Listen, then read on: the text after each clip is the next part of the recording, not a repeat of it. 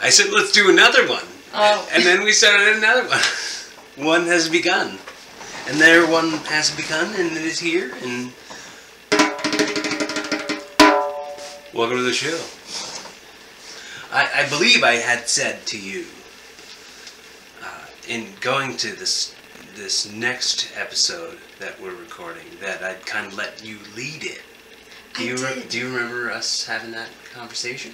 I do, and you totally, like, just curveballed it, because I was totally going to do this.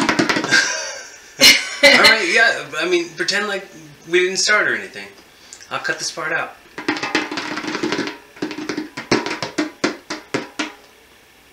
You can tell that this isn't Corey playing this drum right now, but we're here, WeVolving with Corey Castle. And yours truly, Alyssa Marie. 1 year later.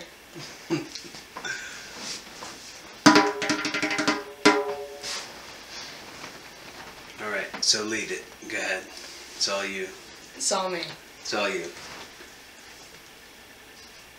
Well, for those of you that have watched an episode about a year ago called Everyone Has Their Own Journey, maybe you saw it, maybe you didn't, but since then, we just clicked, and that was our first ever real conversation, aside from like messaging on, on the socials and meeting through Dami, to have said podcast a year ago. Yeah.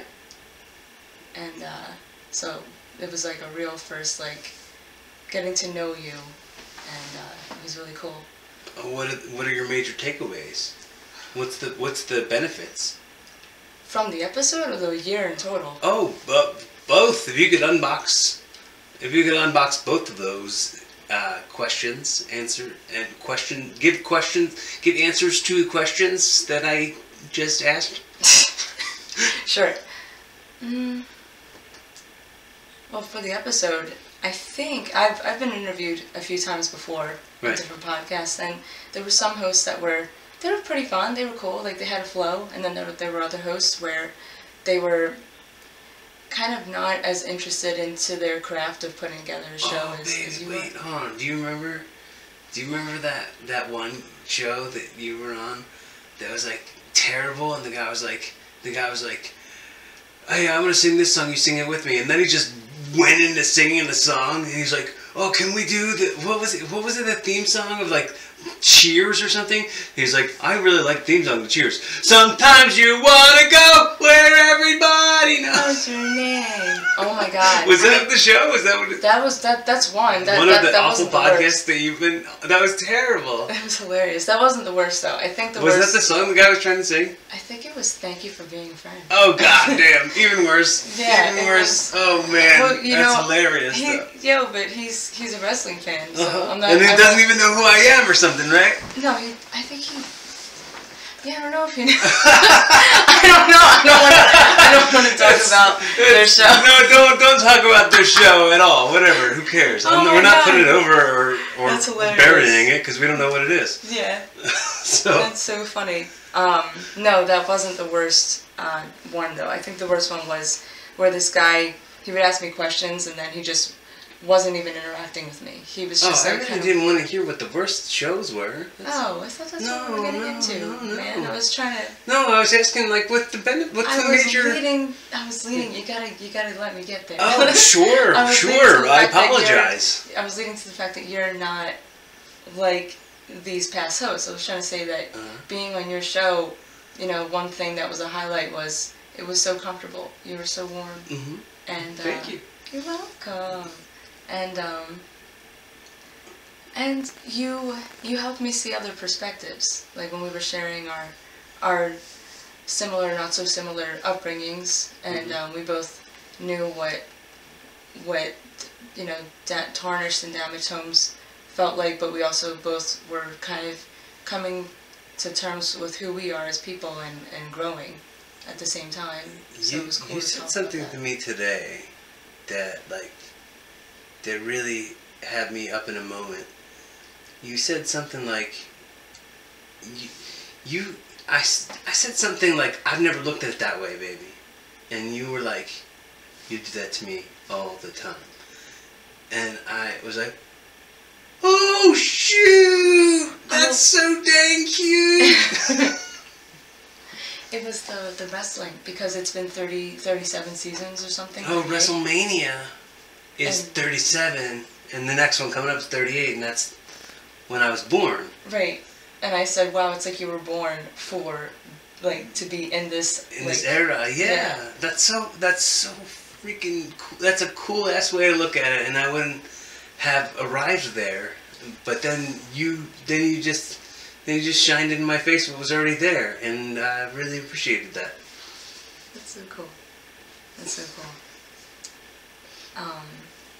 I feel like we have those moments almost more than every day. Like, it just feels like maybe every 10 minutes or so, or something. Or like well, when we're together, it just feels like a constant aha moment. Oh, really? Yeah. All the time? It's like just like little things. I don't know how to explain it. It's like I think the cool thing about spirituality and doing self-improvement, however way you use that as a tool in your life, it's really cool, because when you learn basic tools, one of them is being grateful, and you just start to pay attention a lot more to life. And I think this relationship has totally, like, 1,000%, like, I've been more than 1,000, like, just, I'm always aware of, like, how cool little things are, that maybe most people don't even think about anymore. Like, I would find moments to intentionally put my phone away, because I want to be fully present with you. Mm-hmm. And, you know, for some, it's probably not even a big deal. No, that's like, a challenge, man. Yeah. Like, not just your phone, I'm saying, like, in general, people's phones are their lives. Like, everything they do and everything they have to have their check-ins, and they have to, like, know that they don't have any notifications, you know? Yeah. Sometimes that number of notifications is kind of a comfort to some folks that don't really ever have anything going on. Like me, I don't have anything Baby! You're funny. So, well, we kind of just tumbled. So yes, the warmth and all that, and I think, I am answering it. I was just talking about the relationship. Learning to be grateful every day, and just seeing your family dynamic. It's so refreshing, and it's something that everybody wants that, you know, but I've always wanted it, and, like, wanted to be a part of something like that. And, you know, for a long time, I felt like it was gone, or I wasn't deserving enough for that. And it was just so cool. Like, and your family's so dope. Like, they're just as dope as you. It was pretty cool. That's awesome. I really appreciate that you see it and you love it and you appreciate it for what it is, and for that I give you much appreciation and light and love. It for sure has not been other people's favorite thing about me, my family relationship. So you recognizing it and appreciating it says a lot to me about your worth in me, in your respect of me. I appreciate it.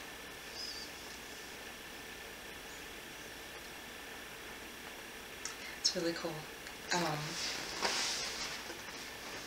I don't know. Let's turn the question over to you. Yeah, you go ahead. The table. So You've been interviewing me all day, like pre this. Yeah, I know. And then we had some chill time, and now my brain is like just chill mode. So. You're like, do you know what time it is? We gotta do this thing already. Listen, listeners, like, I have to wake up early. You know, no, it's fine. I was just so enthusiastic to do this, honestly. Yeah. You know, I've been looking forward to it for a few months. I'm such a dork. I'm such a cheese. Guys, if you're not into romance and cheese, you can quit while you're ahead. Just kidding. You don't like the lyrics, you can press fast forward.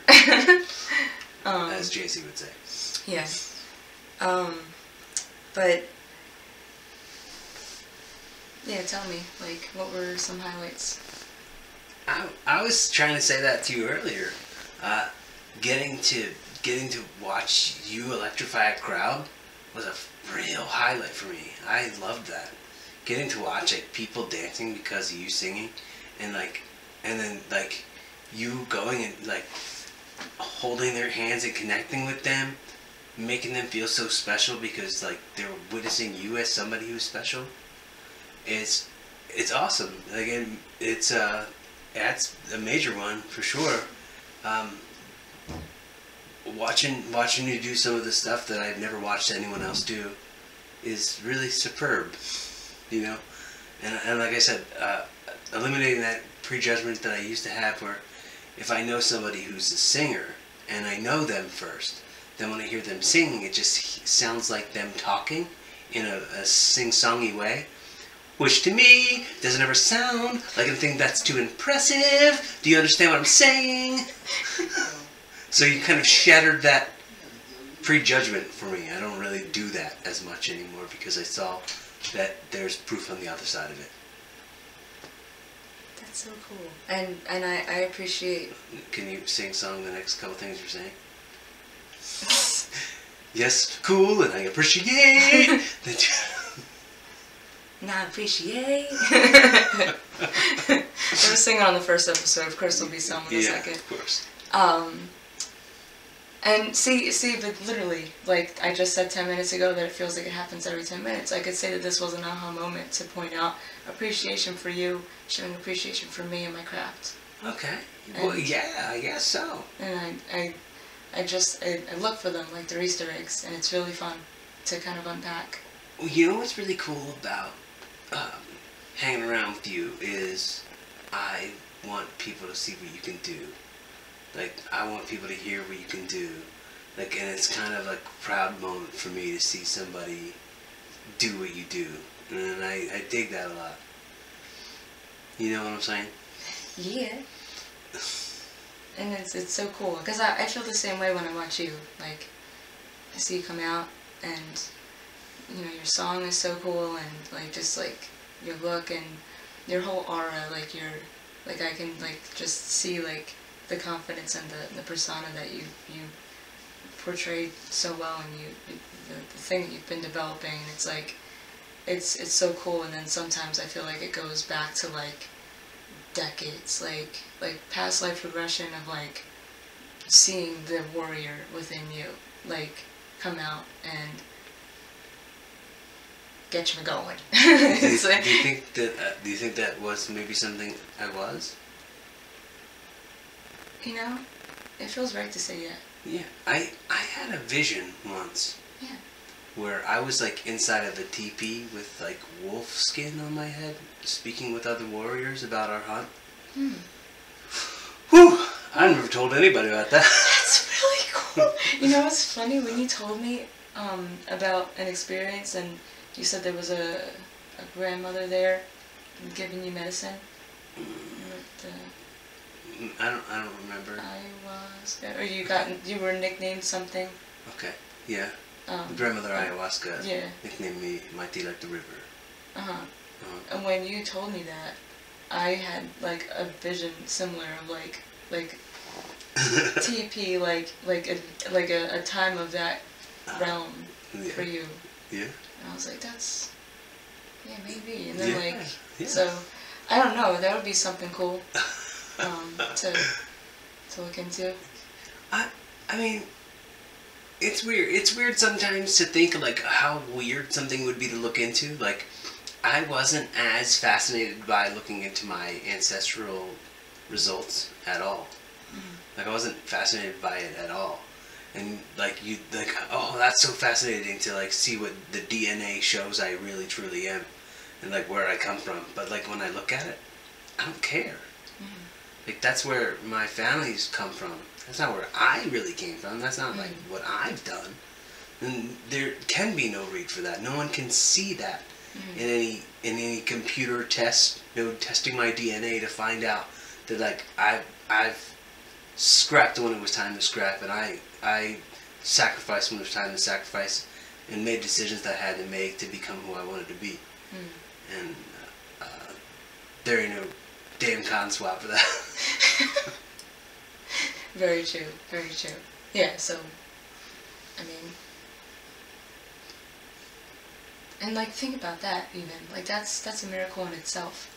Like I think it started with finding the miracles within yourself, and then it starts to reflect back to you and everyone in your life. And if you're feeling lucky, it's with someone that you found. And I totally feel that every day with you. So, say that last quote again. Which one? It's the miracles and stuff. Oh, the one I wrote on the chalkboard. No. You can say that too. Yeah. What did you write on the chalkboard? I said that it's a miracle that you're alive today. Oh yeah, it is. Every day. Every damn day. Hallelujah. Hallelujah. I don't remember the other miracle thing I said to you. Okay. Yeah. Well, maybe when you listen back to it, you'll have a notebook or something, and you'll write down whatever it was. Or maybe not. We just watched Marry Me on Peacock. Yeah, we did. How did you feel about that situation? You know, it was so cool. Like, I'm sure a lot of guys are probably like, what? Yeah, chick flick, man, you watch that with your girl, man. And then there's like probably girls who are like, oh my god, that's so sweet, he watched it with her. Yes, I totally feel that. I'm like, oh my god, like, that's so cool. So you can like hear my smile through the microphone. It's kind of great that we're not doing any kind of visual for this one, because you guys would just see my cheese the whole time. Yeah. But that's how I feel. And she didn't put on eyeliner. She said she had to put on eyeliner, and now she doesn't. We're just doing audio only because she doesn't. There's no voice eyeliner. Oh my god. What is voice eyeliner? Is that Autotune? It's vocals for your it's Autotune for your eyes. You know? Autotune for your eyes.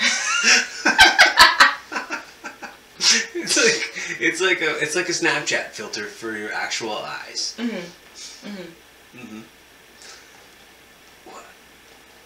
What's the Autotune song? What's like a popular Autotune song? I'ma buy you a drink, some T-Pain. I'ma take you home with me. It's not popular right now. It's very old. I don't know what that one is. I'm thinking of the I've been sitting here. That Kid Rock song. Oh my god. Yeah, I forget. It was called Only God Knows Why. It's been a long time, but yes, I do remember it because you sent it to me. It's still one of my jams. I don't care what Eminem, or not Eminem. I don't care what Kid Rock his political opinions are. None of that matters to me at all. You can like what you want to like. It's all good. Yeah, man. separate the art from the artist. Yeah, totally. What was a moment for you where you were like, this feels different?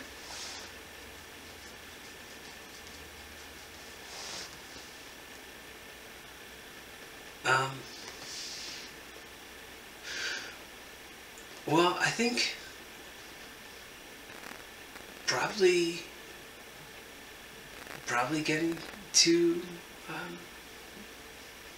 hear you talk about performing and how you feel on stage and stuff, and compare it to me and the stuff I've done on stage and how I feel. So it's different. You know, it's fully different, and it's I sometimes think about, like, when we were just watching that movie, I was like, oh, she likes the singer guy so much. Like they're putting so much magic together in those lyrics, and I was like, oh, I could never do that with Alyssa because I don't have that talent that she's got. But I totally understand that, and chick flick type of guilty pleasure dude that I am. Sometimes I watched with the girl I was dating at the time. Watched the last season of The Bachelor where they were singers together, and it seemed like they were always having so much fun with all that magic and the singing, and I was like, well, not gonna experience that. Aw. You totally, I mean, just because you don't sing per se, it doesn't mean you can't partake in musical endeavors with me and help me be inspired and create, you know? Yeah. So, and you've been playing a big role in that. Play little games. Yeah, so fun. So fun. We gotta think of some new games. You know what? I bet we could just Google more games. Yeah. Or activities for memorizing lyrics on stuff. Yeah, like yeah. we were making little pop quizzes. Guys, he's so cool. He little flashcards. Yeah, flashcards. Oh my god, that would probably be fun. Yeah, flashcards would be good. Guys, he's so cool. Like I sing almost every other weekend and do a lot of regular top 40 songs and such. For those of you that don't know me, so for now I'm a fun entertainer in cover bands, and I make my own original music, and yeah. But this awesome guy decided to help me memorize my songs better when I'm up there, and we'll go back and forth and play little games, and he'll read a line, I'll read a line, and then we could flip it and like read the other line to each other. So it's been pretty fun, and it's so cool that you're so enthusiastic. I'm glad that it helps you learn the songs, because Yeah. like I don't know the songs still. Like I couldn't tell you all the lyrics to the song, but like I'm glad you can. Mm-hmm. I'm glad it's a helpful exercise for you. Yeah. For me, it's just like let's hold each other's feet while we do sit-ups. Yeah. But that's still totally cool. It's that support, you know. Yeah. And it's so cool that you want to be in that with me. Maybe we can turn that into another lyrics game. You do a sit-up and say another line of the lyric. That's next level. I like it. Yeah. See, always next level, guys. Then we'll do like 10 lines, aka 10 sit-ups, and then exchange to the other person. And we'll do it that way until the whole song's done, and then we'll have sick abs. See what I'm saying? Like, this is exactly what I'm talking about. Another moment that I'm thankful, because for me, the manifestation of all this was just so wonderful, because it's little suggestions like that of like a team relationship dynamic that I've always wanted. So it's so cool. Yeah. Because like you know, we both do things that benefit each other, and it's for each other, and to share together. Mm-hmm. And I enjoy it. Thanks, babe. Okay. I'm saying you.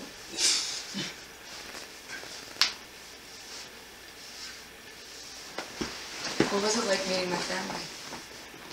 Well, I think I'm an old man now, and I've been in many relationships, and I've met a lot of people's families, and I kind of didn't really have any expectations because I figured it would be just like every other time I've met somebody's family, which is probably too many times. But they were nice. I mean, they're probably exactly what I'd expect them to be, which was cool. Like and liked me, which was neat. Which like it's always been weird. Whenever it's come to like meeting a girl's family that I'm dating, a woman's family or a lady's family or a chick's family that I'm dating, I'm always uncomfortable about the dad stuff. I'm always comfortable about the dad stuff because not only am I with your girl and that's uncomfortable for you, but like I never really had a dad. So my dynamic with like men has always been real strange. And I don't think it's like that anymore because I think your dad doesn't have any kind of like, ew, you're taking advantage of my daughter shit towards me at all in any way. Like other girls' fathers maybe were thinking they try to meet me or whatever. So I'm no challenge to him and he's no challenge to me. That's kind of like the opposite of what other dads have been, you know? And he sees me, and that's a pretty neat thing. You know, well, I'm glad we're talking about him, because I wanted to bring up another cool moment that I noticed this past year. It's like during my healing and self-improvement, I meet you, and then I start having signs of healthy relationships, and it started blossoming all around. And the fact that you got to experience a song specifically by Shinedown, Sometimes Goodbye's a Second Chance, and it was kind of cool that you got to experience it as a witness for how I'm experiencing it in the duality of the song. Do you think it's in a moment there where you're saying like, did I say that to you like while I was driving or something? Yeah, so in the beginning, like I was telling you, you know, my dad and I have always had our ups and downs, and unfairly, I didn't get to see him. You guys can listen to the first episode. I won't get into it. But the past time that we kind of lost touch, my dad and I had a disagreement on just how I view myself and my career. If you want to just get to the chase with the reason. So I didn't talk to him for a while. And in that time period, you and I started dating. And I was sharing with you about just my difficult relationship with both my parents. And it was cool because I just started healing some more. And at one point I told you that the song from Shinedown, you know, it would hit me in a way, especially the music video, like the kids leaving, like she couldn't take her parents anymore, and she went to go live her dream or whatever she was doing. And that's something I always wanted to do. I just wanted to run away and say goodbye. And every time I would hear that song, I would think you had to say goodbye to certain people in your life. You had to say goodbye, and who knows, maybe it'll be a second chance, but you don't know, you know. So then I reunited with my dad, and we talked and made up and everything. And it was cool that you got to experience me mending a relationship with my father. And then so the eagle, like an eagle's eye view on that, you know? Yeah. Or like it was straight up a neat point of view for me to see that all happen. Yeah. And be on my side of it. Yeah. Very unique experience. I win. You win? I win. What'd you win? I win having all these cool ass moments and experiences. Yeah, man. That's one of my wins. Well, we totally win in that. And that's another point I wanted to make. But before I get to that, I'll finish the other side of the coin of the song Shinedown. It was cool. Yeah, you were driving, and we heard the song, and without missing a beat, like you just brought it up to me, and you were like, you know, don't you think it's cool that, like, you know, how do you feel about hearing the song again now that you made up with your dad? And the fact that, like, you thought to even ask a question like that to me, and, like, wanting to know how I'm feeling, and, like, you know, that much effort in asking a question like that was so cool. Well, like, as a podcast host, and as I guess you could say a show host in some way, what does it feel like hearing that song after you and your dad have started having a relationship with each other again? Well, sometimes goodbye is a second chance, and I fully understand the meaning of it, because, you know, most people, you don't get a second chance, like, you know, but that second chance could be the second chance of a new beginning, a new perception, a new way to see things and experience things. And, you know, and I think it was a lot of growth for him as well. I mean, he was going through surgeries and such, but, like, certain things happened in both of our lives separately, where it was so, I don't want to say so big, it was so life-changing that second chance is what it means, I think, for me now. Like, if I were to say what it means for me, it's the second chance is realizing that you don't know what life will bring you, and to be more thankful and to have more compassion and understanding. And that's something else he taught me. I taught you that. Well, I mean, not taught me, but, like, you show, like, a lot. Like, okay. Well, tell me what you mean by that. Like, you, I was saying earlier, like, you're so, like, chill. Like, it's literally the conversation I was talking about in my Buddhist meeting this past week. We were talking about being unswayed by the 8 winds of life. And, The eight unswayed by the 8 wings. Winds. Winds. Unswayed by the 8 winds of life. Girl. Are you making fun of me?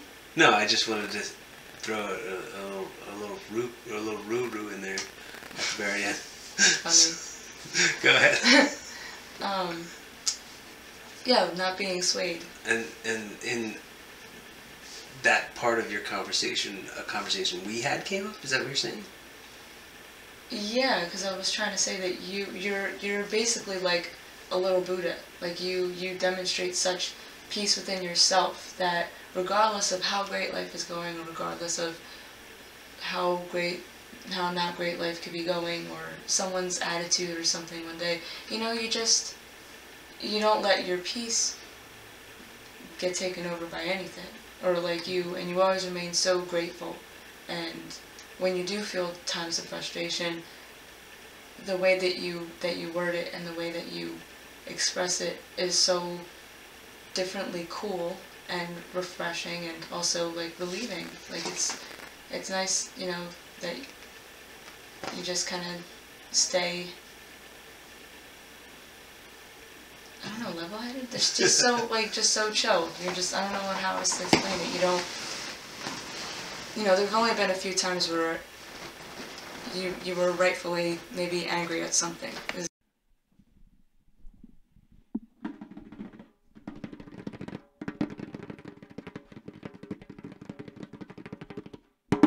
What up? You know, we really have to start all over again. We could go from where we were, but I screwed it up. Sometimes mistakes happen, but I'll cut it together somehow. Yeah, it's life. It's totally fine, you know. And well, if not, whatevs. Yeah. If not, whatevs. We'll have it'll be a treasure. It'll be It's an ever evolving process. WeVolving, that is. WeVolving. Welcome. Ever WeVolving. Welcome. Welcome. This is consistency with owning your mistakes and getting through harsh times. Dang. That's a good title. You gotta pin that. Sure. Yeah, I like it. Is that how you would is that like one piece of the relationship that you think could have appreciation for somewhere? Like, I don't know. I mean, you're saying which part? I think you I'm and sorry, I was a bit confused of what you were trying to say. like having, you were saying like getting through like hard times and remaining having consistent. grace with yourself, and if that means your partner also has grace with themselves and grace with you, then you're probably on the right path. Yeah, that's exactly what I was trying to convey. Yeah. Allow you to have your self-doubts for a moment, but tell your partner to dust themselves off and quit being a bitch about it. Hey, what are you doing over there in your little pity party? Get over it. Time to keep on evolving. You ain't getting anywhere by staying there in that yuck place. For sure. But I mean, when we have these moments, you definitely go about it a very different way. But How? you're nicer. Like What? you don't say like, "Oh, just get over it" or anything. Well, Like, because I think it's so easy for us, especially people like us who have some self-worth issues and some attention-seeking habits to not go, oh, I suck, I'm the worst, I'm not good at this, I'm not good at that. When I'm owning, I still have work to do when it comes to getting better at recording audio-only podcasts, but it's not something I do a lot. mm-hmm. So, and also just more excuses. I'm not used to this computer doing it on there because I used to do it on the MacBook. Mm. So when we're just getting lost in the excuses weeds here. It's totally fine. No judgment here. It's a judgment-free zone. Your questions that you have for me, please feel free and welcome to to mention your any kind of feedback you'd like to give me for how I could be a better boyfriend to you. Wow, that's a big one. That's like on the record. Yeah.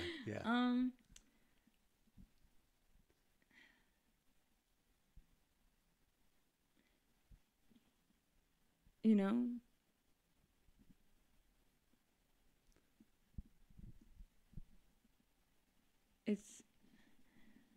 I don't really have anything because you're already doing them. And I haven't had to say it like anything that I have felt that made me feel uncomfortable between us. You've been so accepting and hearing me out, even in moments if you felt that your ego was triggered by things. You immediately would find a way to still express that. It would make you feel one way, but you also found a way to bypass it and make me feel safe and seen and heard in my discomfort and acknowledging why I would feel the discomfort and not dismissing my reality. So I mean, I think I'm giving you like good feedback of compliments here. I'm not finding anything for you at the moment to like, improve on or anything. I think. So my report card as a 1-year checkpoint of our knowing each other. I would say I have like an A, maybe.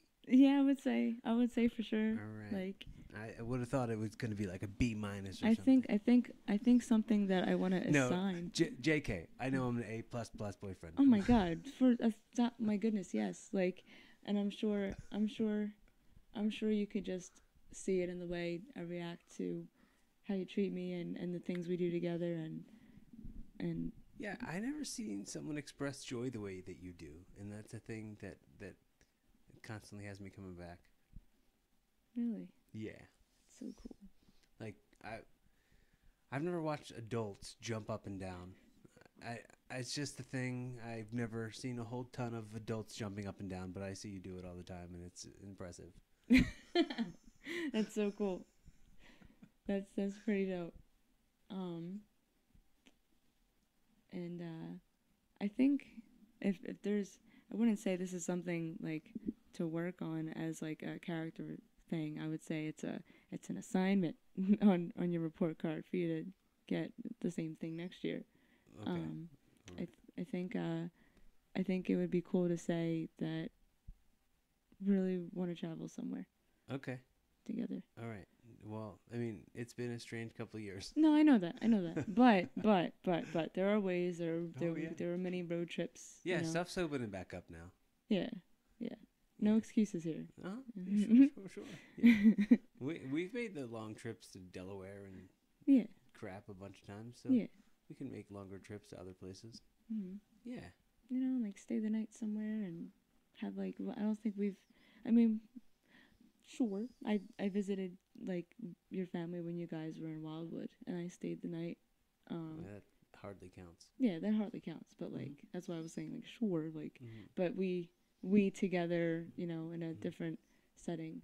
I really very much look forward to whenever that is.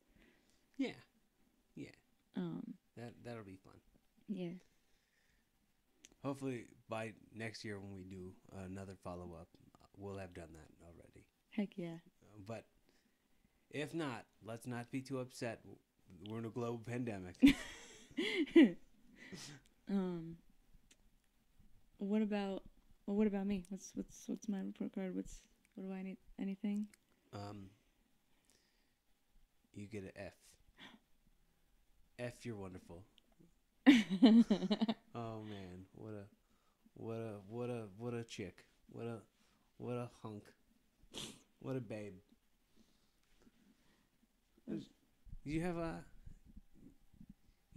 for sure a good A. A good A piece of ace. No, baby, you're awesome and you treat me really nice and you make me feel really good and you let me do adult things to you and I appreciate that. Things that adults do. Yeah. It's pretty cool, you know. And you're something. Well, you see, I've always wanted to be something, so I should celebrate. Heck yeah. This is a celebration podcast for sure. Yeah.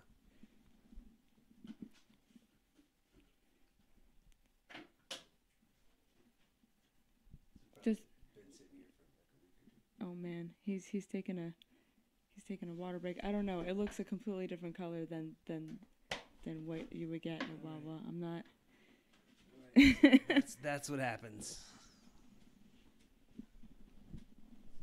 So just vamp a second. I'll be right back. Vamping. Oh man, we're vamping. I said I'm vamping. Yeah. All right. Well, he's gonna go run.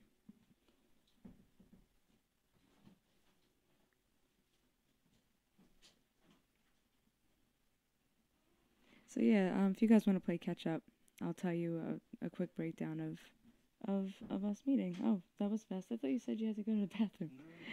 Oh, okay. But yeah, how we met is through his podcast a year ago, through our good friend Dami. And she arranged for us to do an interview together, and it was cool. I was recently on a show, and he was all, tell me about your show, and it was fun.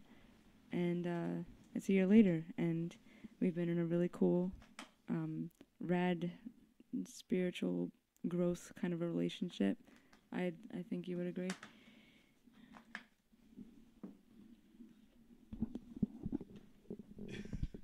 Oh yeah, very much agree. But I was laughing because when I was watching the Netflix show, I was like, oh man, I hope she does good on this show, because if she sucks on this show and then I have her on my podcast and I'm like, so what was it like to be on TV? I don't know what else to say.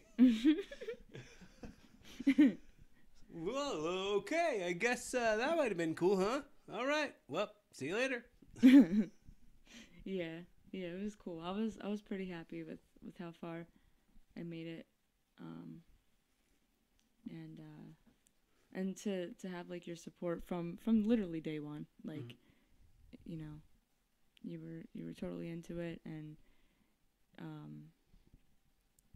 you embraced me as a whole. Like, you asked me, what Disney character do I relate to the most, and I gave you like a literal like psychologic background of, I got brownie points for asking you about Disney. Yeah, you totally got brownie points.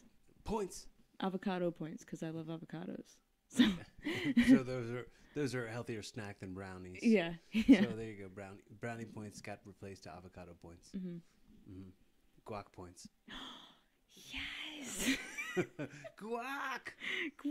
That's guac right there.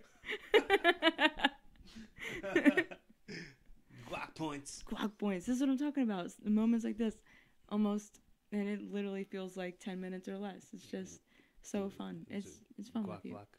A guac block. A guac block. Bottled water. What is it? Bottled water. My gosh.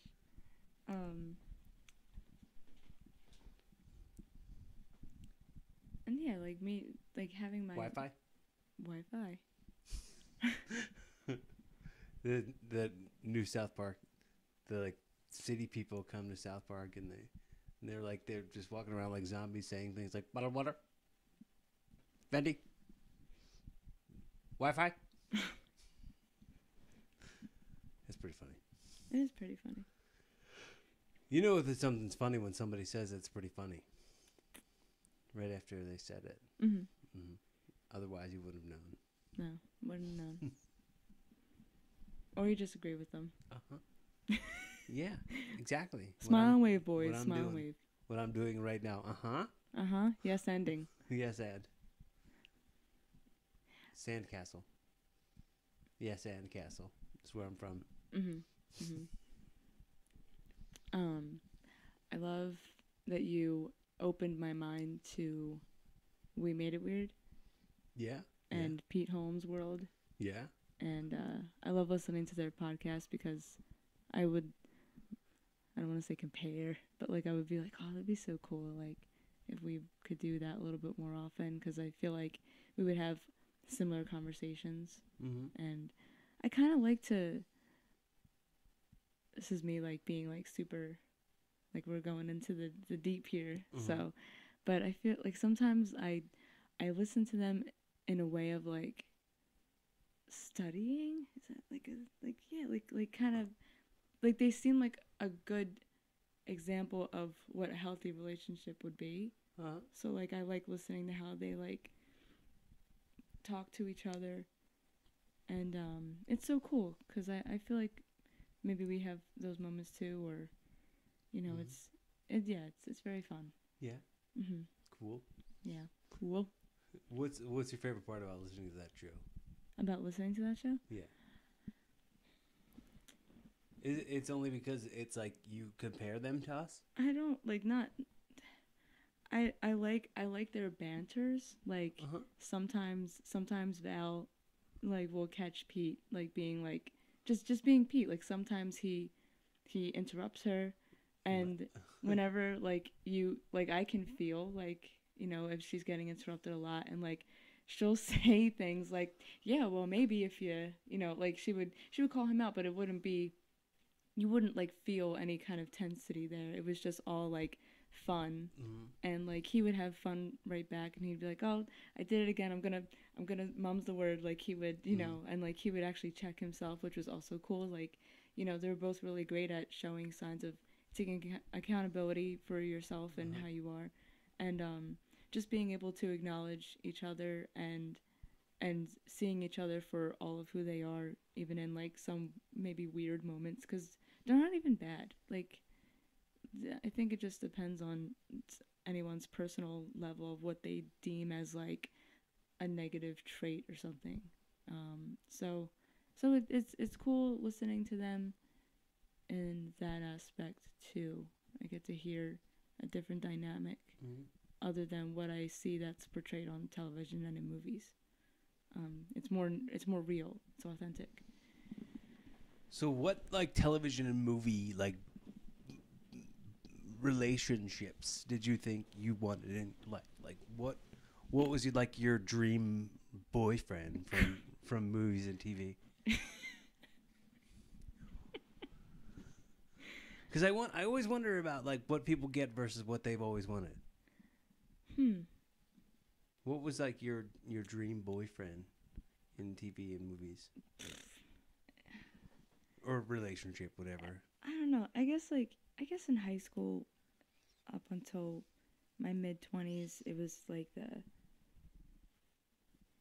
it's so cliche. It's like the bad boy with a good heart. He's just a teddy bear on the inside, but he's got this tough exterior, like, you know, and like You know, cold you wouldn't shoulder. be normal if you didn't have something that sounded cliche. Yeah, like it was funny, or it was, and like half the time it wasn't even a real bad boy. Like, Am I the bad boy? no, Do I have the bad boy exterior? you're good at acting like a heel. The bad guy wrestler exterior? Yeah, sure. You know, Okay, you're sure. you're tall and So I get guac points for that? a total guac points, like major. I mean, your physique, you know. Yeah, gets me guac points when I'm out there So many. wrestling. Yes. All right, cool. Noted.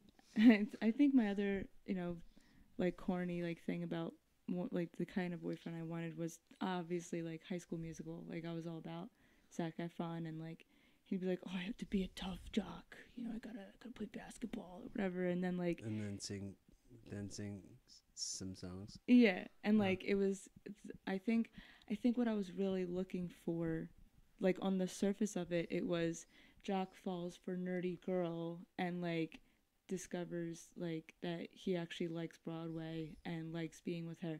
But like for me, when I see that like change in dynamic, it's like being with her helped him not be afraid to be his true full self, and he wasn't afraid anymore, and they both were like being together and singing together, and like the fact that they were singing together, which was what you brought up earlier about wanting to kind of share that. It was like creating together, co-creating, and being a power couple is like what I really was seeing, but I didn't know how to like say that, you know. I didn't have the growth or the maturity. I just knew, oh, like maybe there's a cool jock or something, like, you know. So we need a montage of you teaching me how to sing. Is that how we need a montage to cue right now? For sure. You can totally do it. You sang a few times in front of me before. You can do some 90s like grunge. Oh yeah. Yeah. Yeah. Yeah. What have I sang that you were like, yeah, that's it? You kind of give me Pearl Jam vibes sometimes. Oh, or yeah. Godsmack and yeah, because of me always going, yeah, yeah.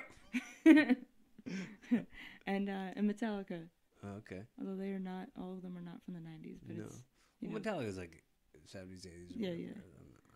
I don't know. Whenever they came around, if anyone's hearing this, get mad at me because I'm not get mad as at much us, of like, as much of a fan of Metallica as you, then bite a butt, and eat some dookie, you big old piece of boogies. Sure. Mm-hmm. But yeah, so I think I always wanted that, and it was kind of like kissing a bunch of frogs. Mm-hmm. Yeah. I don't know. Did you get warts? My face. Kissing frogs gets you warts, right? Yeah. You know, it's really funny because I definitely dated a guy that had warts on his hands. Oh. He would break out, so that's why I made the face. Oh yeah, they got pretty gross, huh? Jess used to get them when she was a little kid. Yeah, it sucked. Yeah, they were kind of weird how that happens. I'm very grateful that that's never happened to me. Yeah. I got planner's warts once. Oh man. From showering at the gym without flaps, and I got planner's warts on the bottom of my feet. Mm-mm. Those were a pain in the butt. They hurt to walk around and stuff. What about you? Was there a dream relationship you've always wanted, or like in when you're younger or something? Like in movies and TV and stuff? Yeah. I don't know if I dreamt like that. I don't know if I really fantasized about what kind of relationship I'd wind up having in my life. And I just figured I'd always be me, and I didn't really do anything besides want to roll with the punches, you know? Mm. And just bend with the wind. You paint with all the colors of the wind. There you go.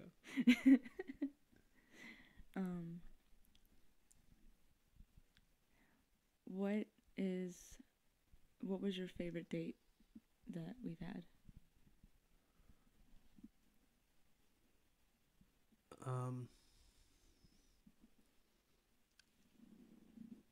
think the axe throwing was kind of neat, but I think I was kind of weirded out by like how awkward and sweaty I was, and I kind of felt like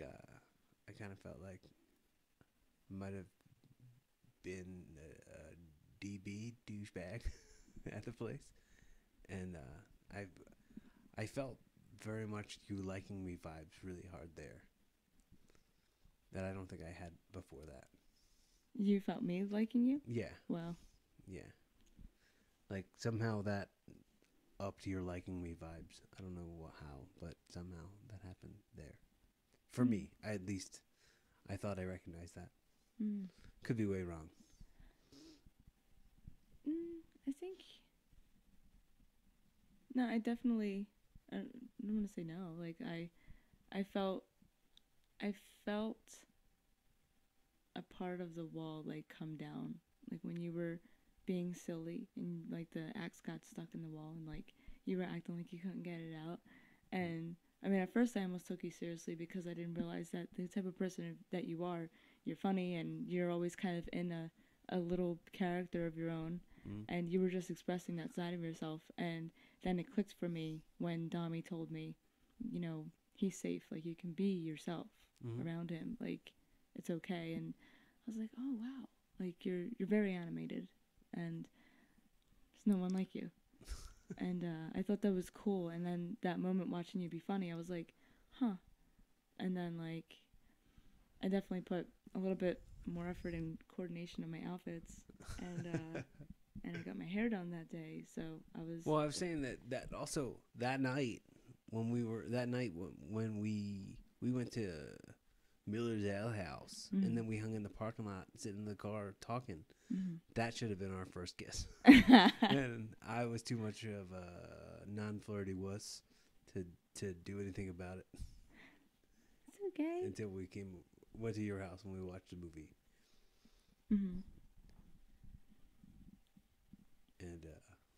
And then I gave you permission after. Yeah.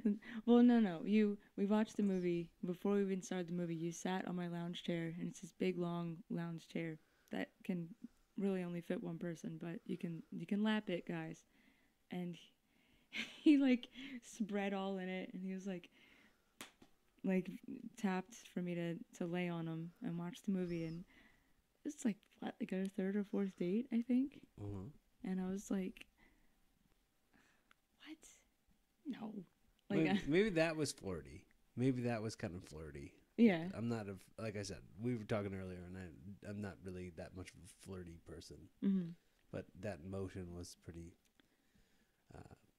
flirty, I guess. Yeah, you presumptuous, I guess. Yeah. Well, you were asking if you were flirty on your podcast, and I don't think you were. I think I was subconsciously.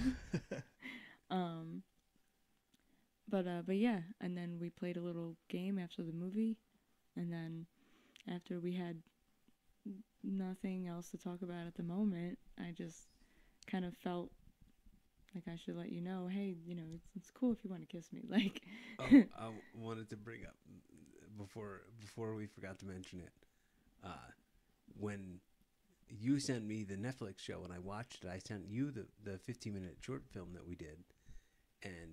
And you were like, oh, if I watch this and this sucks, it's going to really bother me. How are we going to have a regular conversation? It's just the same thing. It was like if I watched that show and you sucked on it, yeah, then I would feel real weird. Like, well, how about that? How was that experience? Yeah, and I'd be like, oh, how about that movie you did? You did that movie. You really sucked in it. It was pretty, yeah, you did an okay job. Just wanted to Stick to your mirror us on that. We're the exact same way, and not just me going like, oh, if you sucked on that show, whoa, that would have sucked. That's so cool. Yeah, thank you for wanting to bring that up. That's super cool. Like, we both like kind of wowed each other before even really wowing each other, like, even more. This is the record player I was talking about earlier. Okay. Remember, you're like, oh, you have a record player? Yeah, it's like it just stacks the computer up.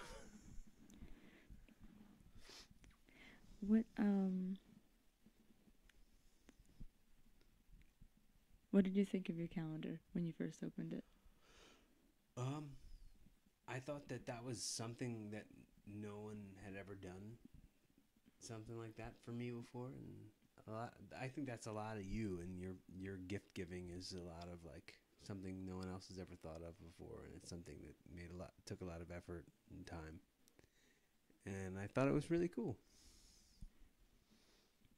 The very same, just the kind of reciprocity. Mm.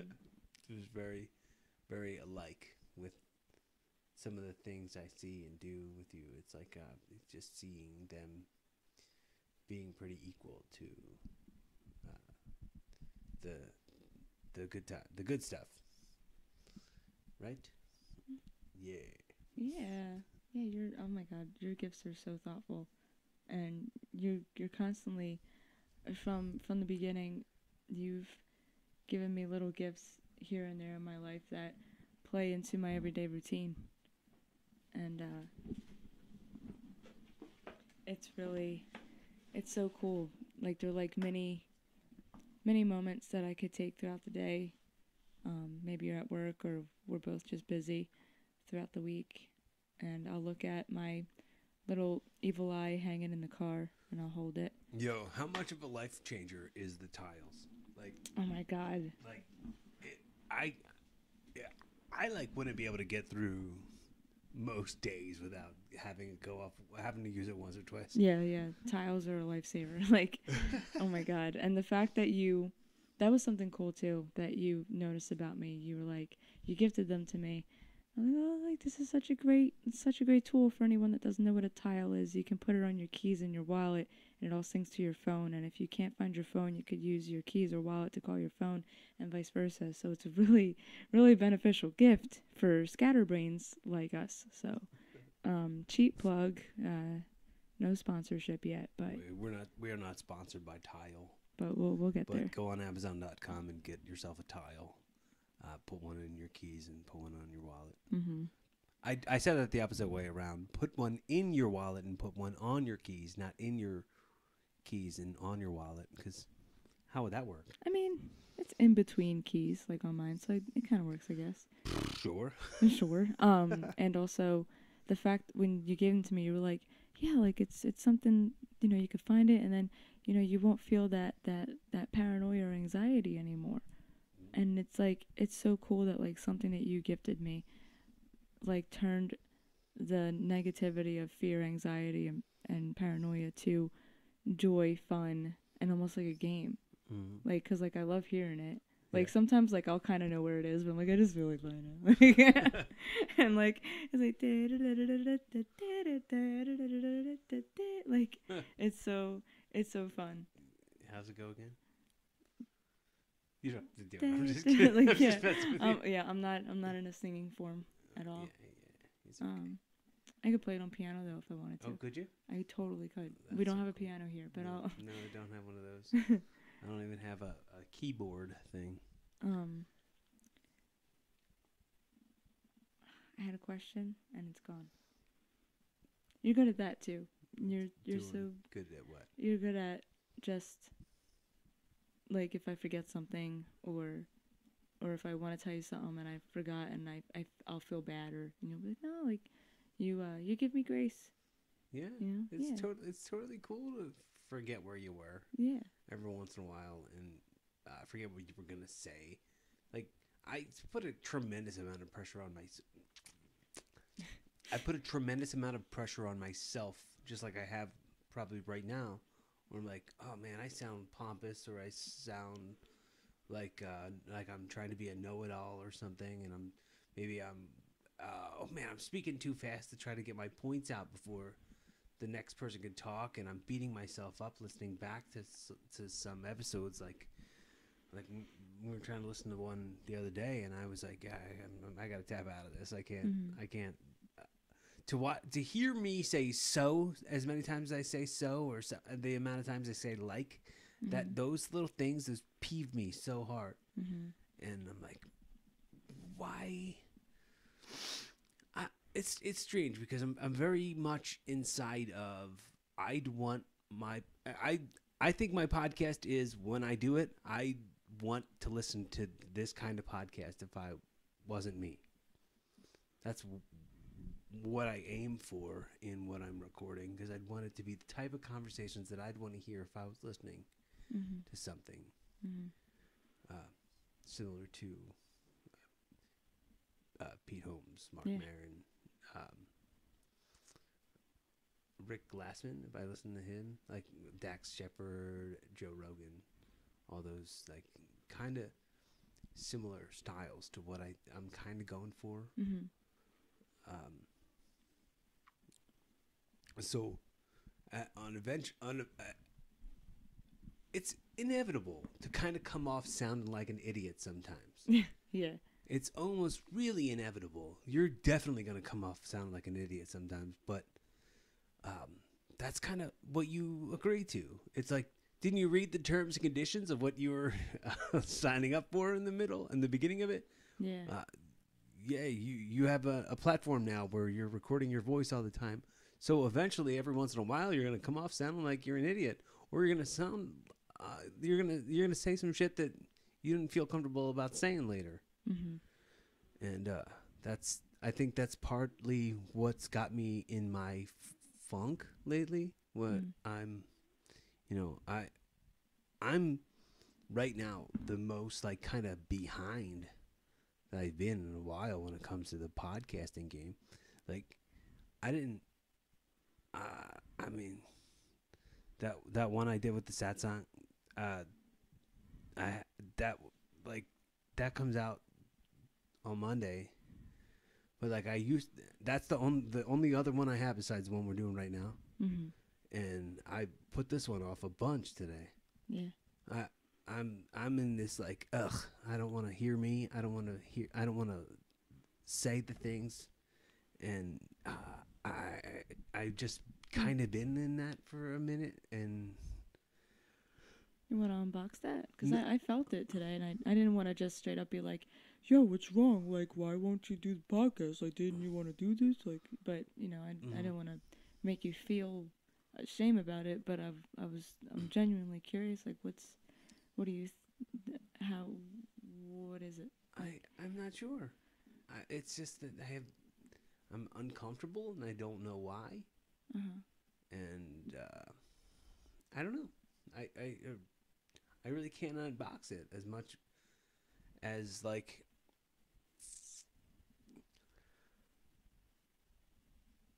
you know what's weird is I've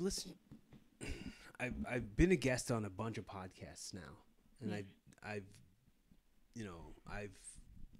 had tons of episodes of my own podcast and of Wrestle Rock, so like podcasting has been a big part of life for like 7 or 8 of the last 10 years have been involved with recording stuff and podcasting. And lots of the people's podcasts who I've been on are so the same, so similar, and so like you just sound like some fan. Like you sound like some like somebody who's not doing anything, just like some fan or some phony or something. And that's somehow some sort of fear I have of having my show out there, that I sound like some phony or some fan or like some never was. Maybe you're far from that, and I empathize, because you know it's just that it's the imposter syndrome. Maybe it's a little funk, and it's okay, and I haven't made a cover video in months. I use excuses like I need better equipment. I use excuses like, the room I used to record in is being occupied, or I use every excuse under the sun not to post something.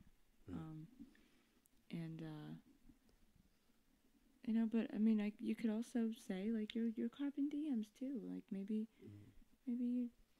spiritually, like you're just in a different vibe. And well, I mean, earlier when we were sitting in there, when we were sitting in my room, and you were like, "What now?" And I was like, let's just be for a minute. Like, I really meant that. I didn't really feel like get everything set back up or anything. I just wanted to kind of spend some time with you there for a moment.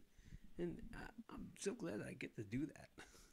I'm so glad that we get to do that too. Yeah. And this is a moment, even right now. Yeah. You know, there we go. That's something else I wanted to talk about, like, for days. Do you remember when we were driving home from New Hope in August? And not only was there, I believe there was a rainbow that day too. Okay. No, that was Gina's housewarming. Either way, we're driving home from New Hope, and we both were talking about, I don't even know how we got onto the subject. We were kind of talking about how happy we were just being together, spending time together. It was the first time I was with your family for family dinner. And we both agreed in our own way and said it in our own way that we were co-creating this relationship together, like intentionally, like making little moments that will like mean so much for each other, you know, or subconsciously, but like we keep showing up for each other. Was that a conversation we had? Yeah, we had a conversation like that. Yeah. Man, we said that we were co-creators because we were talking about Abraham Hicks too. Oh, that's rad. And you know what's cool? Sometimes I don't remember everything, and you never make me feel ashamed about it. Like that's really cool. That's not something. Because sometimes people just make you feel shame for even like not seeing something they saw that they liked. Oh, you idiot! You haven't seen it. Like, it's like, bro, calm down, man. Like, it's gonna be all right. Like, I've gotten by without having it so far, and you know, it'll be nice. You know what's funny? Like, I showed Wayne's World to somebody I really cared about, and I wanted them to really like it. And at the end of it, I said, "What'd you think?" And she was like, "I could see why you like it." And I was like, "Oh yeah, it's not that. Maybe that humor hasn't aged as well. Maybe it's more suited for the 12-year-old me who saw it a bunch of times." And I was obsessed with it as a kid. Yeah. But I don't think seeing it right now for the first time ever would hit the same. You know, it would for sure not hit me the same way. The same with like Bill and Ted and Ninja Turtles and all that stuff. So like I totally get it when I go like, you don't have to watch it with me because I know it's not going to hit you the way it hit me in the moment when I received it.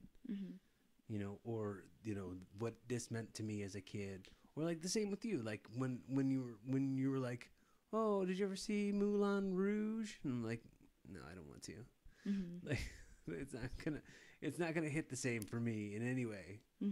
Like there's certain things you just kind of know that they're not gonna hit the other person, you know, the same way, and you're not gonna have to take it too personally.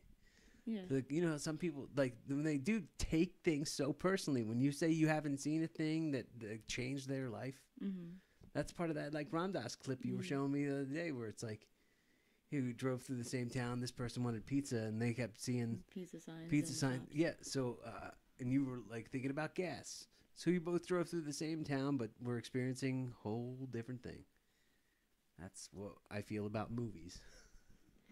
That's totally okay. I mean, you know, I'll take that as a huge compliment as just being your girlfriend, and also like my personal growth, because I used to take things so personally, and I'm not. It's an everyday process of working on, but yeah, like, oh my God, and anybody that got, you know, upset that you couldn't remember something, like I would, you know, there's a difference between a douchebag that like could care less and, you know, only has a certain agenda, and then a difference between him and someone who went through something that is kind of like a one in a however many count per person on this planet, and it's literally a miracle that you're even here.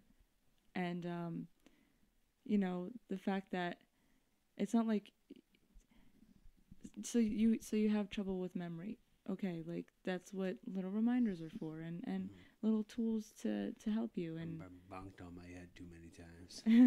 well, yeah, and you went through a serious life like changing thing, and you know, I recognize that, and I always, I mean, in the beginning I was like, oh, and then I had to remind myself that was something even traumatic, and literally you have no control over that. It was a moment for me that kind of showed like decision versus,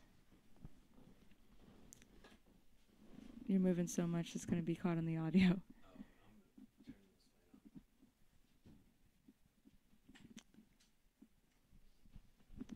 Ooh, I'm blinded by the lights. Just so I can see your face a little bit better. Aw, cool. Turn on that light. That's awesome. And well, where'd it go? Where did it go? You were talking about my brain stuff. Yes, brain stuff. You were talking about my brain stuff, You and had then my no- brain stuff was what just saved your brain stuff. Yep. Whoopsie Yep. daisy. So see. There's a full circle. There's a full circle. Sometimes I forget things, or I can't remember what I say, and you could blame it on herbs, or you could blame it on the fact that I have ADHD, or you could just say it's just something that I do. I just forget sometimes. To blame stuff. You just be like, well, you know, not everybody's perfect. Yeah. Well, nobody is perfect. Actually, there is not everybody's perfect. Nobody is. You're perfectly imperfect. I've never met a perfect person ever. Mm-hmm. Congratulations, you're another imperfect human. That's really, I don't think, maybe it's a relief off of you that you know you don't have to be perfect. Someone here telling you right to your face, it's fine to not be perfect. It fully is fine. And someone to tell you it's fine to forget. Yeah, I appreciate that right back at me. I do very, very, very much. And I think it's cool that, you know, you've gotten me tools for things that I actually physically forget, like the tile, and then I got you the calendar and like little things to kind of help you with your schedule. Yeah. So, you know, we had that cool conversation one time because we made plans to meet with my aunt and uncle for some date in the summer, and you forgot. Oh well, shrugs. But I took that. I had a moment where I did take it personally because you're like, I don't remember that at all. And for a moment, my ego was like, he's messing with your reality. You know, you told him, and he's gonna sit here and tell you no. Like, you know, and instead of like rolling with that narrative, I was like, no, he has this thing, and that's not his character. It would be off-brand for him to just choose to forget. Right. So that was the difference for me. But in light of that, our conversation was something like, you actually asked me, you said, listen, you know, tell me in the future, hey, please put this in your phone because I, you know, want to make sure we do this, and I want to avoid negative feelings later, conflict later. And the fact that you told me to say that, it was so cool. It was like a love language almost. It was like you basically saying like, hey, this is how to love me a little bit better or more. And I received it like, okay, cool instructions, like, and you didn't take like, and like I think there was one time that I was like, hey, please put this in your phone, like, you know, I just don't, I want to avoid those feelings, and you were so chill about it. You're like, yep, you're right, okay. And accountability, A+++++. Yeah. Example? Your apartment. What's that? Your apartment. Oh yeah. Yeah. You know, it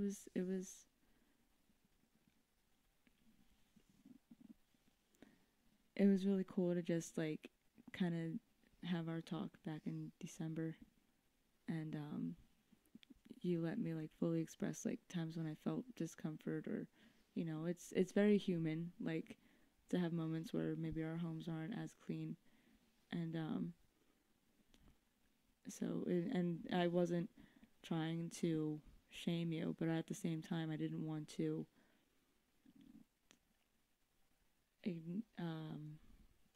dismiss like my feelings and like my discomfort, because it would turn into something worse later. So like I was like, how am I going to convey like, and it was cool to be able to be like, yo, I don't feel comfortable in this situation, or I don't feel comfortable when the shower is like this or something. And you were like, oh, like, like I think it was really funny. Like, do you remember when you wanted to shower together?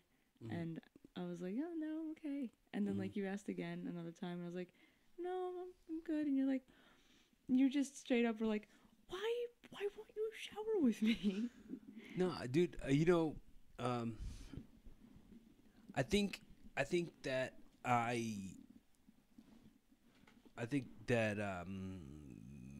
maybe took that a little personally. Yeah. Maybe I took that as a shame, like a mess shame on me. Yeah. And like made it more about like, but look at all the other cool things. Yeah. Look at all the other great things, which I always, it's not something I've not done before. In regards to anything, goes, oh, bring up this thing. Yeah, but don't bring up how I'm this good to you, and this good to you, and this good to you, and this good to you. Just focus on that. That's like my argument in every relationship I've ever had is, look how good I am in every other way. Why are you shining a light on this thing that I've also got an issue with? It's not brand new, and it's not something that can easily go away. But I'm good to you in this and this and this and this and this category. Just ease with me a minute. And that's a challenge I humbly ask you to accept. Oh well, yeah, but the fact that you heard me, I was able to share with you my past traumas that I have around that, and you didn't dismiss me, even though you did bring up something like that. It was your ego, and I did not want to discredit anything good that you have been amazing, like all around. But it was really cool that you kind of took a step back and you were like, well, this is something like, you already knew, and you wanted to face it, and you're taking small steps. And it's so cool, and like I even told you then, if I didn't see that you wanted to improve your life even more so, and your environment, that's not my brand. So so you're totally on brand with all of that, and I see the small steps you do, and I appreciate the time you set aside, and it really means a lot to me. Okay. That's cool. That's very cool. Yeah.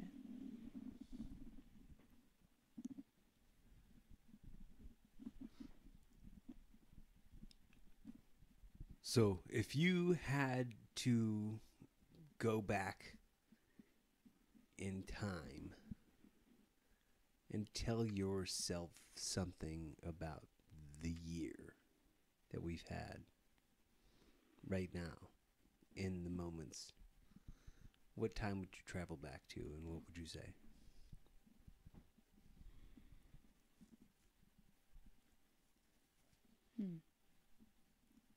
To tell younger self about us? Yeah.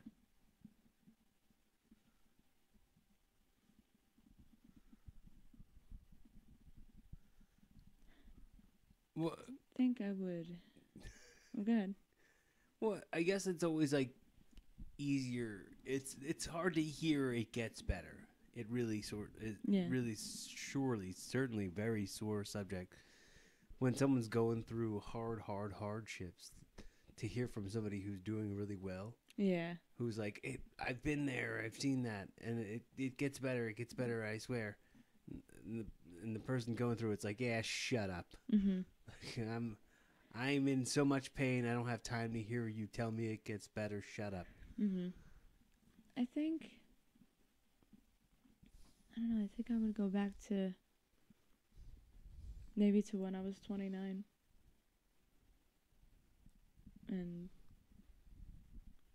And tell her that it's gonna be a hard, long few years of learning a lot about yourself and putting your big girl pants on. And yes, it feels like you've been doing that since you were 7, but this is like on a spiritual thing now. And I would say, trust me, you're gonna know why this happened the way it did, and you're gonna be thankful that it did happen this way. Mm-hmm. And you already made a good decision by doing what you had to do. And it's gonna come back to you 10 times full. Because if I didn't let go, I wouldn't have this right now. Yeah, I sometimes think about how, like, you see that movie, like, was it like Changing Doors or something, Swinging Doors or something? It's like a, what the heck's the girl's name? She was married to the guy from Coldplay. What was her name? And she plays like Pepper Parks in Iron Man. Oh, Natalie Port? No, I don't know. I don't know. Shoot, Gwyneth Paltrow. Sure. Gwyneth Paltrow. What the hell did I bring up Gwyneth Paltrow for? What were we just saying? God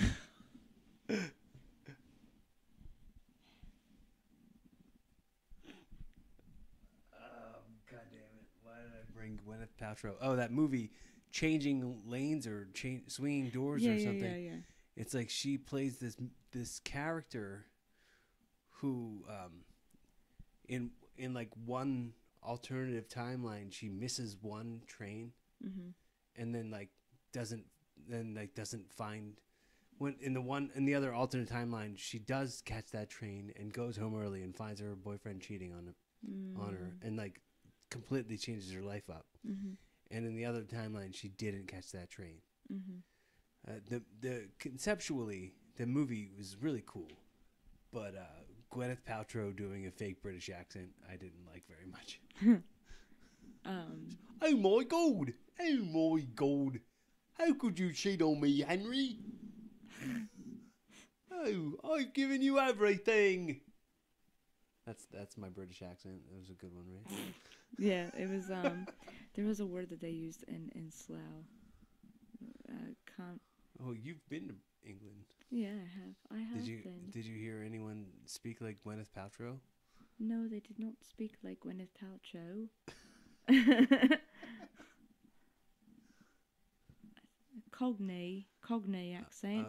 Cockney. That wasn't even. I don't know what the accent was just now. That was like twang. Did you ever see Snatch? Did you ever see that movie? No.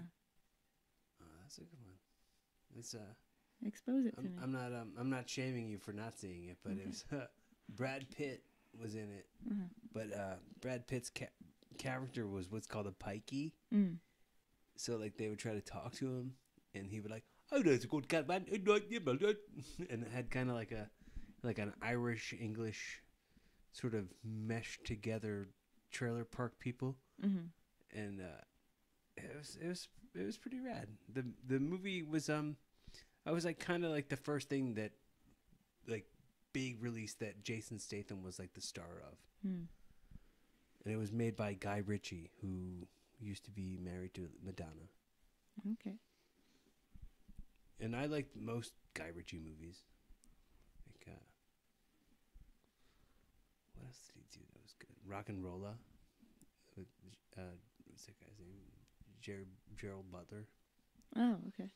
Yeah, it's some some good flicks. What's a specific timeline that you would jump to, and what would you say to yourself about this? Oh man, that's tough. That's I didn't think about the question being turned back on me. I'm always going to turn the question I back did on not you. expect that at all. It's weird, man. I was just watching video of me the other day from had to be early 2000s when I had like super blonde hair and my sides of my head were all shaved. Mm-hmm.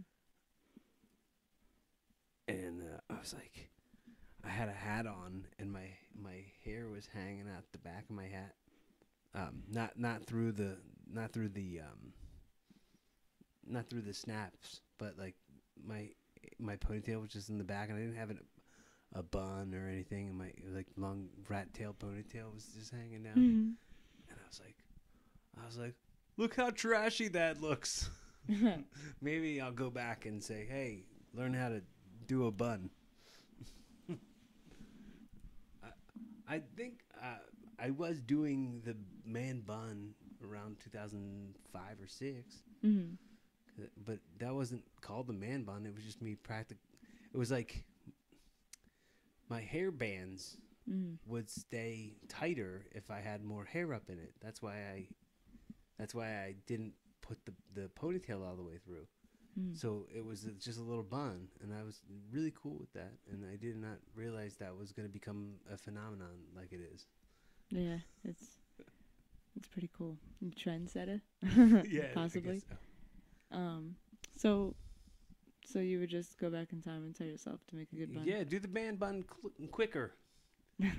That's what I'd say. Hey, this is the most vain time travel experience. Just very surface level vain. Oh, okay. Now, I think that if I could go back and like tell myself about certain things, I would probably want to focus a lot less on the jealousy that I had and a lot less on the bitterness that I had for not getting what like next level stuff I believed I deserved but wasn't getting. Mm-hmm. Because I think there was a bit of entitlement in it as well.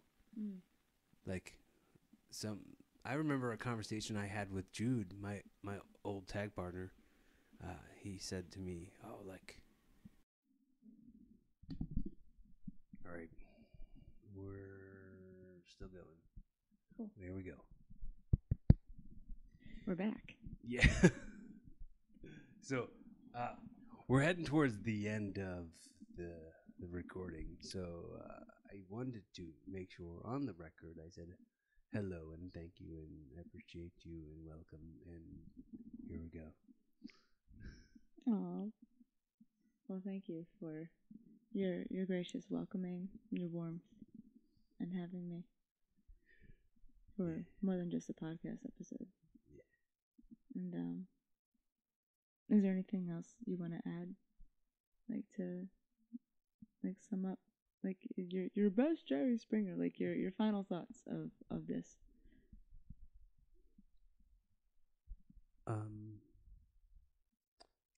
The final thoughts of this Of this us. particular recording.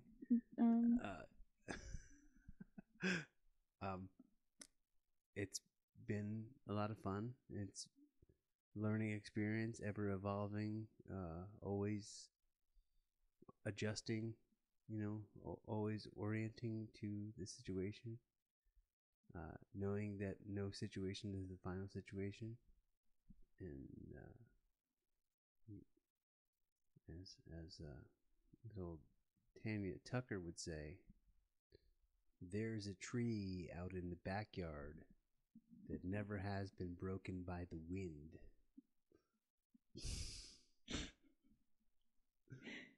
And this feels like that. You can't be broken by the wind. And I dig it. I do too. A lot. It's a very nice, strong foundation we got. So what was the stuff you said you wanted to add? For on the record, Yeah. I am so grateful to experience you and know you, and I'm so grateful that you're experiencing me and seeing me ever evolving into the person, the being, the performer I've always fascinated about, but never fully believed in myself enough to actually be it. Mm-hmm. Oh, you're saying you fantasized about? Yeah. Okay. Yeah, like I was a kid with, I would daydream all the time. That's so cool. Like you fantasize about being who you are, and you are it. Right. And that's really cool, and that feels pretty on brand with me. It feels very on brand. I mean, I constantly think about how I'm the dream that my 12-year-old self had of what I'd look like and what I'd act like. Minus the negativity that I had when I was 12. Oh. Yeah. Yeah. I mean, our angsty little selves would probably be really impressed and shocked. And I mean, for me, I don't think I'd recognize myself. I'd be like, wow, Mm. And I also want to say on the record again how much I respect what you do. And it's so cool. Like, I was a fan when I was younger, and then kind of just stopped paying attention or whatever, life. And I wasn't around it. And to kind of have it back full circle and see it is so cool. Really rad. Really super cool. Yeah. So, audio time travel. Someone comes across this recording in 20 years and cares a lot about you and wants to hear a message from right around 2222, right around there somewhere. And it was important you wanted to record this right around that too. That was part of. That's right. So what is the message you're speaking directly to the 2042 person?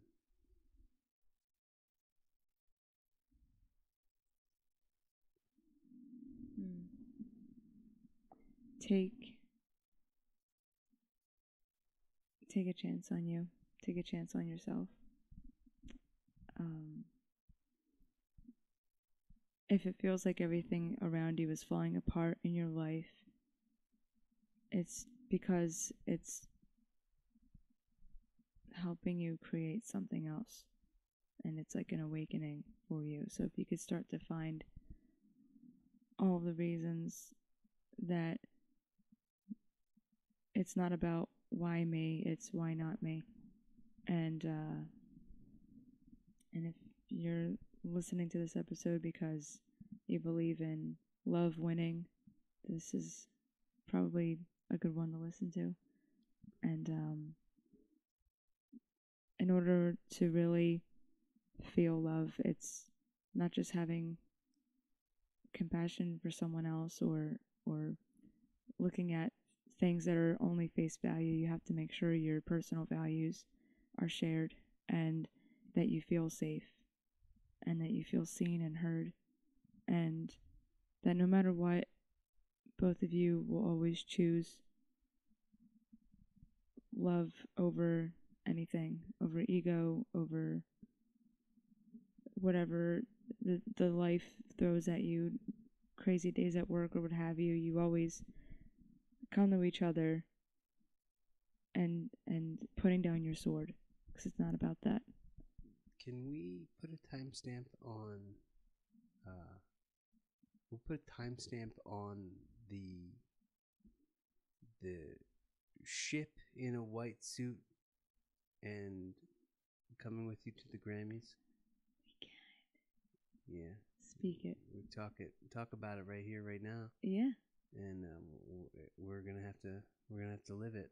We're gonna listen back to this and remind ourselves that you said you had a vision of us on a fancy yacht. It was a yacht, and you were wearing a white suit, and I was wearing a nice white dress, and it was like the sun was like setting down. It was like a big party, and we were all celebrating. I think it was for maybe an album of mine, and yeah, and it felt so cool. And it's so cool that you bring that up. I completely forgot about that. Oh yeah. And yeah, and it's really cool because things that you forget are, you know, it's everyday life, it's schedules, but then the things. I said I gotta buy that suit. Yeah, you did. I said I gotta buy that suit. Let's get into. Yeah, you did. Let's get into finding a white suit. Instagram messaged me with like a site for suits for men after I was talking about that with you, and there was a white suit, and I was like, these people, you be hearing, you hear us. Yeah, I like the timestamp, and I really enjoy that you bring up things like that, and you remember. There's some things I don't remember, and some things I do. And the things that you do remember are so very cherished moments, and you you make me feel like I can be myself. Yeah. Well, then if you weren't yourself, then you'd be somebody else, and I don't like everybody else as much as I like you. I like you a lot.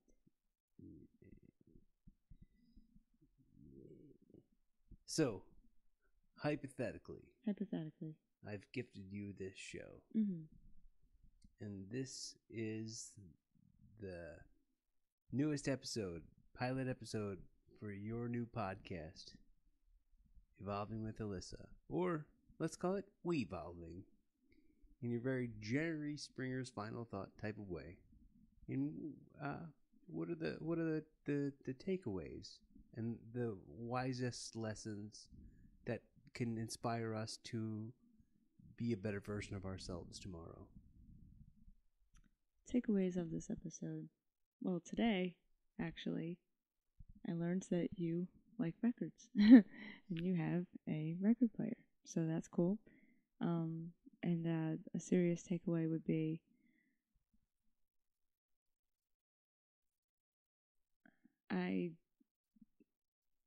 I don't know. I want to say all of it all over again. I want to just regurgitate everything I've been saying all night in the past few weeks of just how safe, seen, heard, and cherished you make me feel, and how much dedication you have for not just being my partner in life and an amazing man, with so much integrity and respect, but you also have this adoration for my craft, and you want things for me, and you want me to shine brighter, and you are far from wanting to dim me in any way. So that's something that's a takeaway. Do you do any impressions? Oh, you did the British accent. I did it earlier. You want a Pokemon? Whichever your best impression is, could you please throw us a be fun, have safe, keep evolving, or keep WeVolving? Yeah. Wait, I didn't say a lesson for somebody. No? Oh, yeah. I'm sorry. I thought you hit that. Did I? Okay, maybe I did. But for sure, if you want to throw one more lesson out there. Read a lot of self-help books and listen to Brene Brown, for sure. She's something. And Oprah Winfrey. Yep, they're great people. Dude, you can find good lessons in all that stuff. Like, I've seen you watching Joel Osteen, and that's a thing that will not be a comfortable watch for lots of folks who, didn't really feel as well respected and received from the church.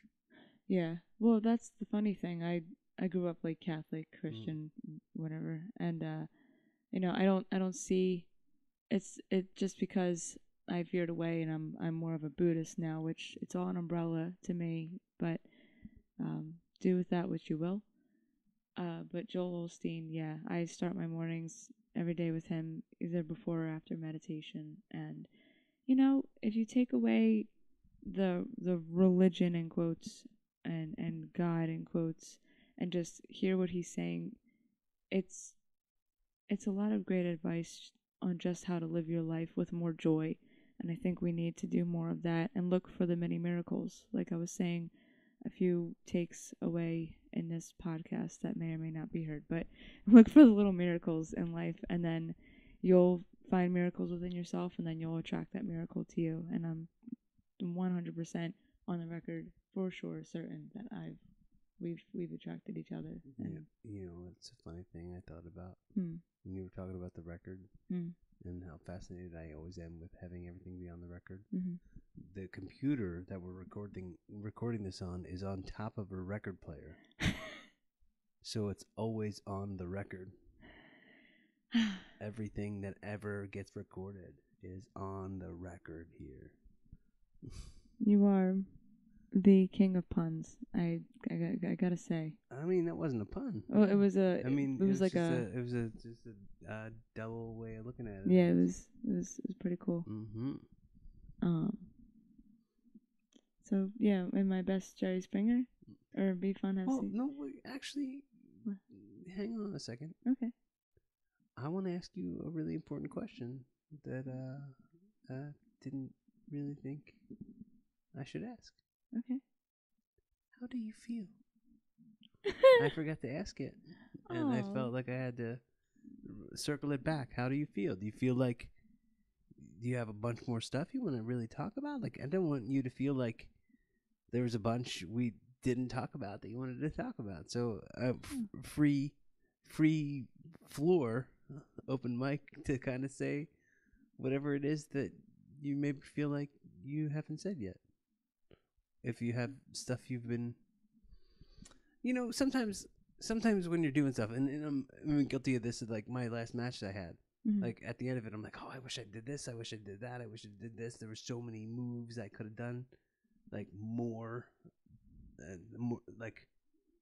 intensity or like more submissions or something. Like I'm beat myself up for it. And sometimes when recording a show, at the end of it, you're like, oh man, I should have said this. I should have said that. I should have. If you have any of those that you think like maybe later on you'll think, oh crap, I should have asked that. Here's your opportunity to ask any of that stuff or to say any of that stuff here on the record, on top of the record player. Okay. What are those things?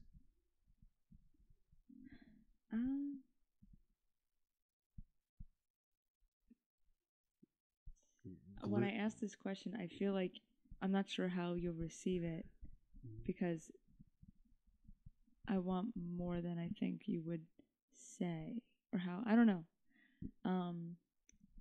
Did you, when we first met, did you imagine that we'd be at this point? No, I really didn't. What was weird is, like I was hanging out with Gotti, like right before, the night before you and I had our first date, and Gotti was like, she sells sex toys and shit, bro. You're getting laid tonight, or something like that, or the night, whatever, the tomorrow night or something. And I was like, I don't know, man. But I in my brain, I was wondering like what kind of fling it might turn into, or what kind of like thing it might turn into.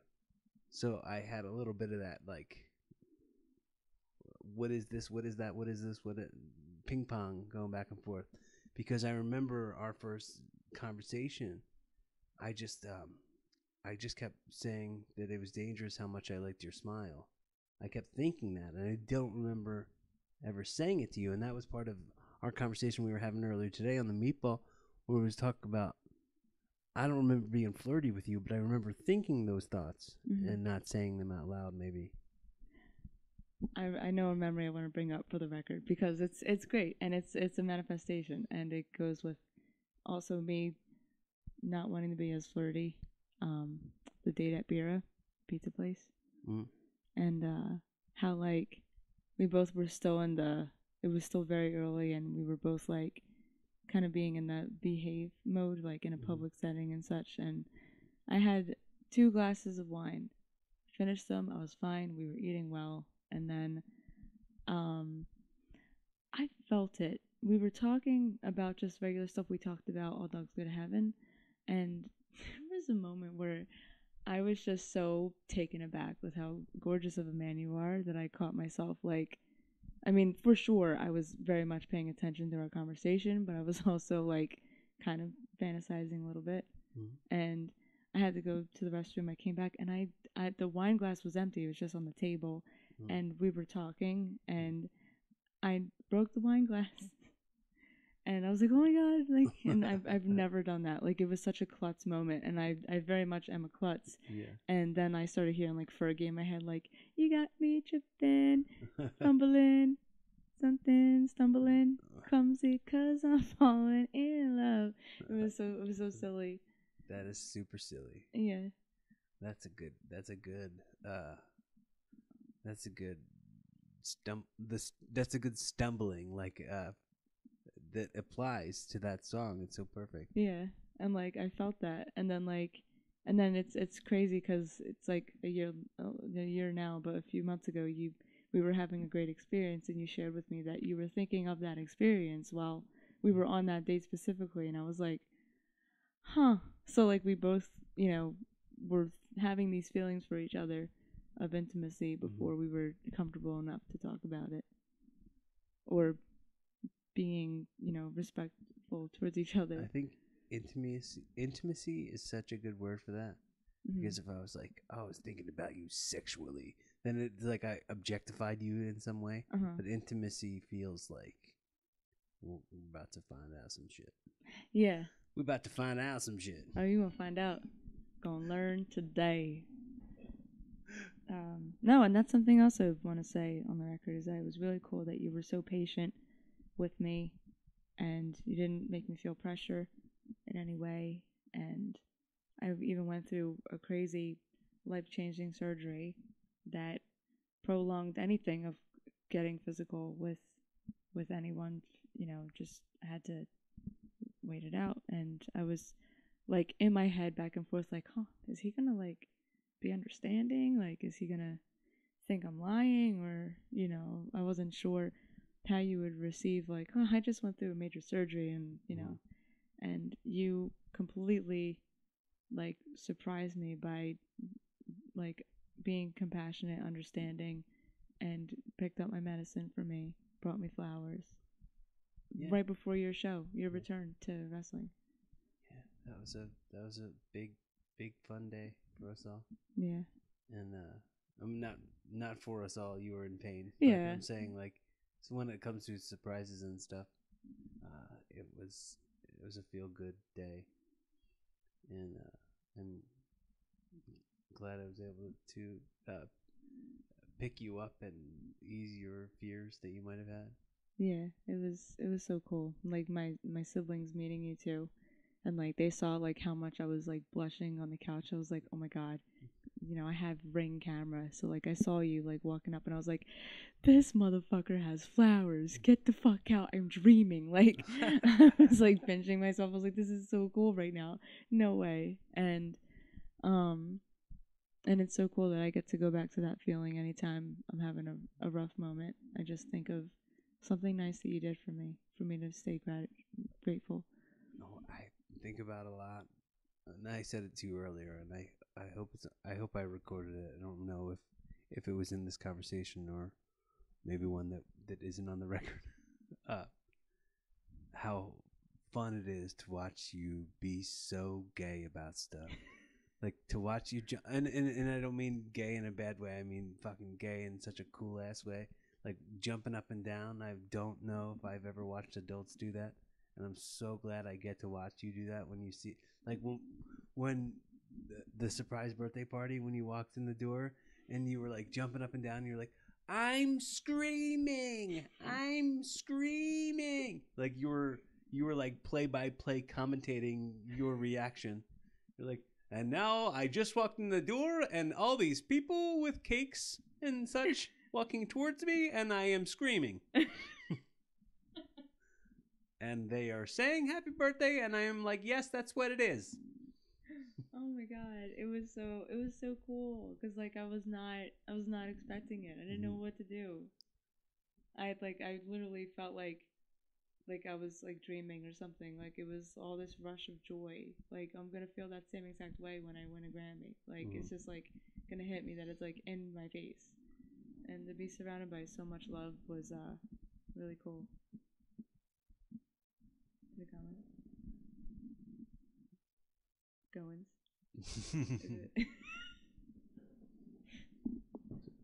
We still have the floor. If you want to say any more things, or is there anything you want to wrap it up with? Is there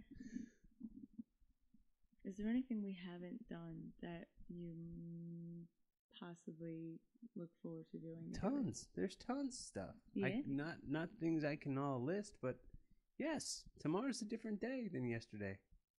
So there's tons of stuff I still want to do. Yes, of course. Cool. Was that the answer you were looking for? Yeah, I mean, you could name some specifics if you wish, but you don't have to.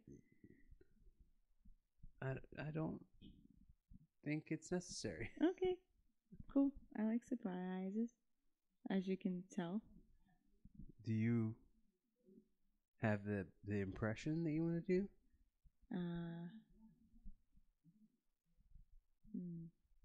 What am I? Oh, be fun, have safe.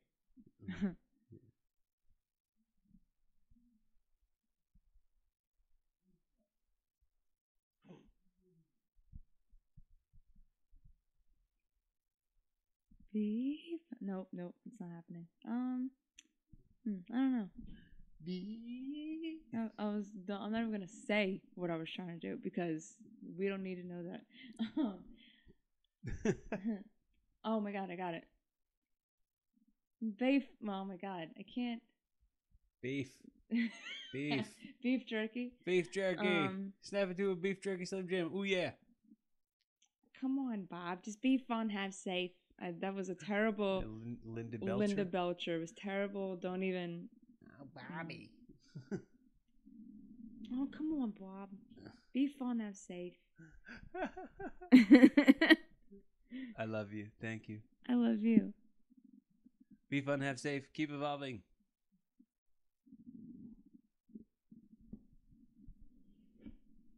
That was fun, baby.